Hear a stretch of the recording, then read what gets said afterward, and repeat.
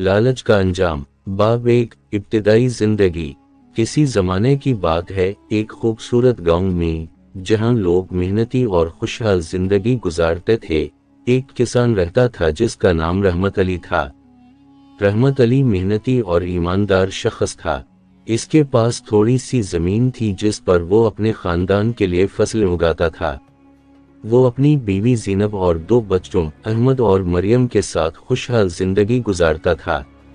इसके गांव में हर कोई इसे इज्जत की निगाह से देखता था, क्योंकि वो हमेशा दूसरों की मदद करने के लिए तैयार रहता था।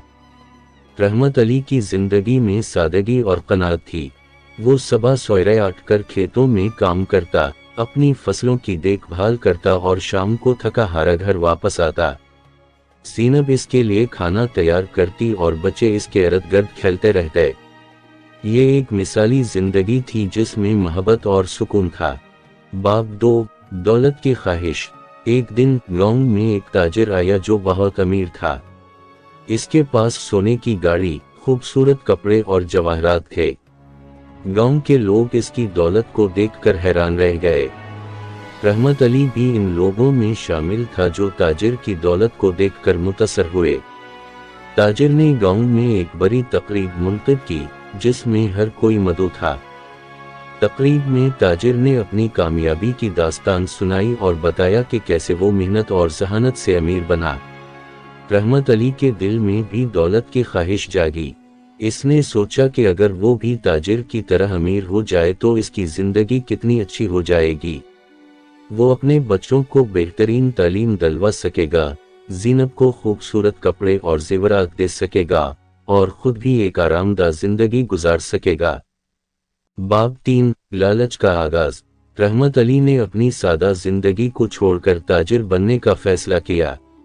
इसने अपनी जमीन बेचकर ताजिर के कारोबार में सरमाया लगाया। शुरू में इसका कारोबार खूब चला और वो बहुत जल्द अमीर हो गया। इसके पास खूबसूरत घर, गाड़ियां और जवाहरात आ गए। इसने गांव में एक बड़ी हवेली बनवाई जो सबकी नजरों का मरकज बन गई।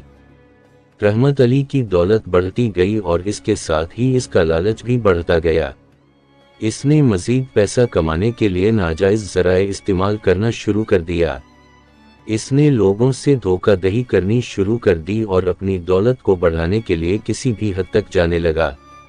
इसका मकसद सिर्फ और सिर्फ ज़्यादा से ज़्यादा पैसा कमाना था। बाब 4, दौलत की कीमत।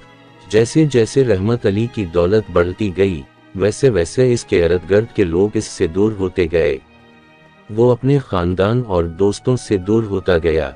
ज़ीनब ने कई बार इसे समझाने की कोशिश की कि वो दौलत के पीछे भागने के बजाय अपनी पुरानी जिंदगी की तरफ लौट आए, लेकिन रहमत अली ने इसकी बातों को नज़रअंदाज कर दिया।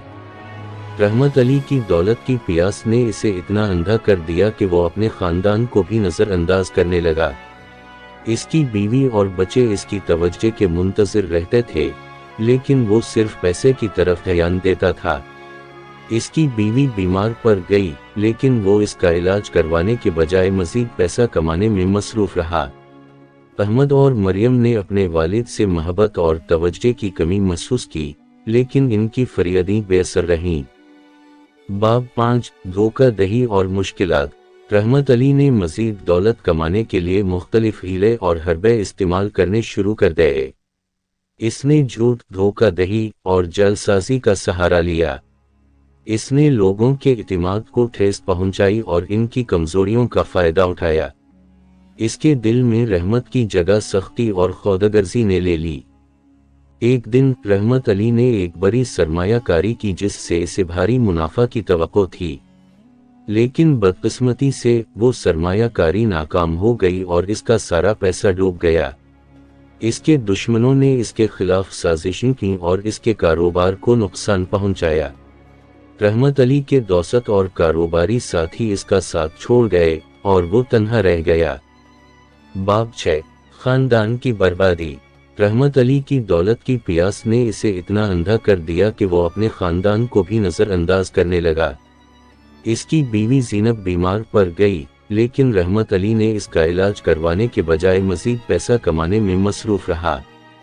احمد اور مریم نے اپنے والد سے محبت اور توجہ کی کمی محسوس کی، لیکن ان کی فریادیں بے اثر رہیں۔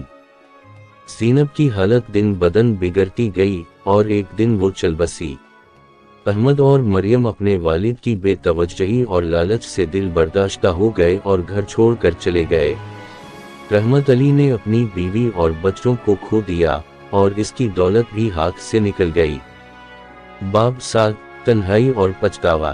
رحمت علی کی دولت اور کاروبار تباہ ہو چکے تھے، اس کے پاس کچھ بھی نہ بچا، وہ اکیلا اور مفلس ہو گیا۔ اس نے اپنی غلطیوں کا احساس کیا اور خدا سے معافی مانگی۔ اس نے اپنی پرانی زندگی کی طرف لوٹنے کا فیصلہ کیا، لیکن اب بہت دیر ہو چکی تھی۔ رحمت علی گاؤں واپس آیا اور دوبارہ محنتی زندگی شروع کی۔ اس نے لالچ کو چھوڑ کر ایمانداری اور محنت کو اپنا اصول بنایا۔ اس نے لوگوں کی خدمت کی اور اپنی غلطیوں کا کفارہ ادا کرنے کی کوشش کی۔ اس کے دل میں سکون اور اطمینان آ گیا۔ باب 8 سبق۔ رحمت علی کی کہانی نے گاؤں والوں کو ایک اہم سبق سکھایا کہ لالچ ایک لعنت ہے۔ انہوں نے سادگی اور محنت کی زندگی کو اپنانے کا عزم کیا اور ہمیشہ خدا کا شکر گزار رہنے کا فیصلہ کیا۔ رحمت علی نے اپنی باقی زندگی لوگوں کی خدمت میں گزاری اور اپنے بچوں سے معافی مانگی۔ رحمت علی کی کہانی ہمیں سکھاتی ہے کہ لالچ کی وجہ سے ہم اپنی زندگی اور رشتوں کو کھو سکتے ہیں۔ ہمیں ہمیشہ ایمانداری، محنت اور قناعت کی زندگی گزارنی چاہیے تاکہ ہم حقیقی خوشی حاصل کر سکیں۔ دولت کی اندھی دوڑ میں ہم اپنی اصل خوشیوں کو نہ کھو دیں اور ہمیشہ اپنے خاندان اور دوستوں کے ساتھ محبت اور احترام کا برتاؤ کریں۔ حتمی پیغام۔ کہانی کا اختتام ایک واضح پیغام کے ساتھ ہوتا ہے کہ لالچ ایک لعنت ہے جو انسان کی زندگی کو برباد کر دیتی ہے۔ ہمیں ہمیشہ اپنی زندگی میں سادگی اور قناعت کو اپنانا چاہیے اور دوسروں کی مدد اور محبت کو اپنے اصولوں کا حصہ بنانا چاہیے۔